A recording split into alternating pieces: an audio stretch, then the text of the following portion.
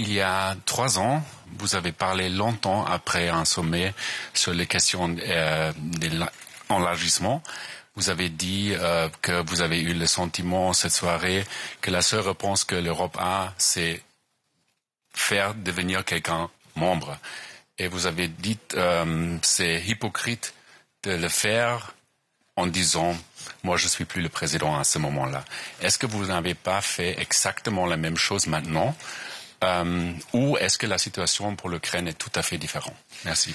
Alors, ça rejoint un peu ce que j'ai dit il y a quelques semaines au Parlement européen. D'abord, il y a les pays qui sont engagés dans cette procédure. Si je puis dire, le train est déjà parti. Ou en tout cas, ils sont sur le quai, ils ont acheté leurs billets. C'est pour beaucoup des pays des Balkans occidentaux qu'on évoquait. On ne peut pas expliquer aujourd'hui à la Serbie, au Monténégro, on ne peut pas expliquer à l'Albanie ou la Macédoine du Nord que c'est fini. Ils se sont engagés, ils ont fait beaucoup d'efforts, les uns pour ouvrir des chapitres, les autres en ayant depuis plusieurs années leur statut de justement candidat à l'adhésion et attendant de pouvoir ouvrir les premiers livres.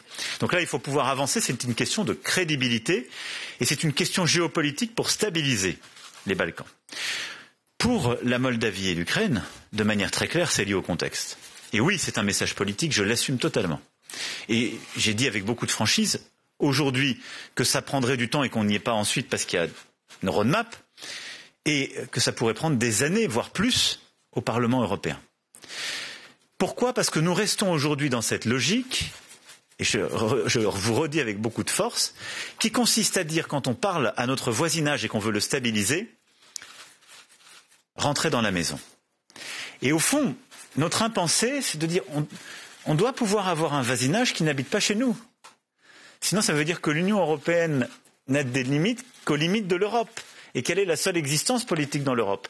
Et à un moment donné, on voit bien qu'il y a la tension entre cette approche géopolitique et l'ambition que nous avons d'approfondissement de notre Europe, l'intimité de nos économies, etc. C'est d'ailleurs cette tension qui fait que nous faisons tant attendre la Serbie, pour prendre un autre exemple, qui elle s'est engagée depuis plus de 7 ans dans ce processus. Mais c'est tellement exigeant parce que nous avons tellement avancé. Et donc, la réponse géopolitique aujourd'hui dans le contexte de la guerre est bien de continuer à donner ces perspectives. Est-ce que dans la durée, je pense que c'est la bonne perspective géopolitique? Je vous parle franchement, comme il y a 3 ans, non. Parce que ça va prendre du temps et parce qu'on voit aussi un phénomène en quelque sorte de fatigue de l'élargissement chez ces pays qui ont accédé. Moi j'ai entendu les pays qui sont dans des processus depuis des années. Ils disent c'est trop lent, c'est affreux.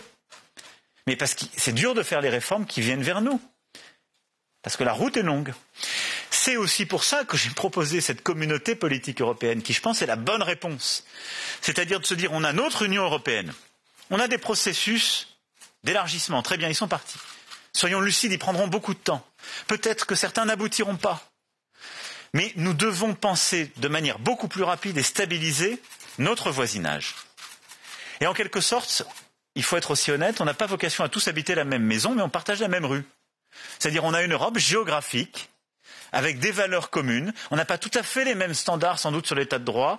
On a des situations très lointaines sur le plan économique et social qui ne permettent pas le marché unique. Mais on doit renforcer nos liens stratégiques, la reconnaissance entre égaux, et quelque chose d'une nouvelle construction politique européenne. Ce qu'on va discuter ce soir, c'est cela.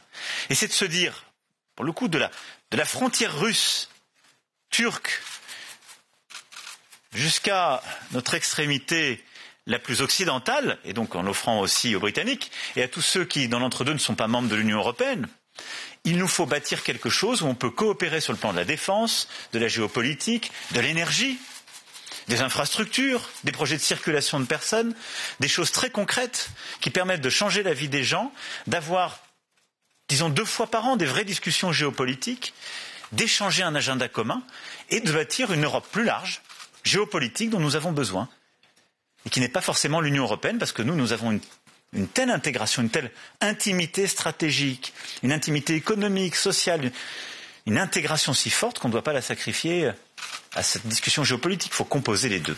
Donc je poursuis la même philosophie qu'il y a 3 ans.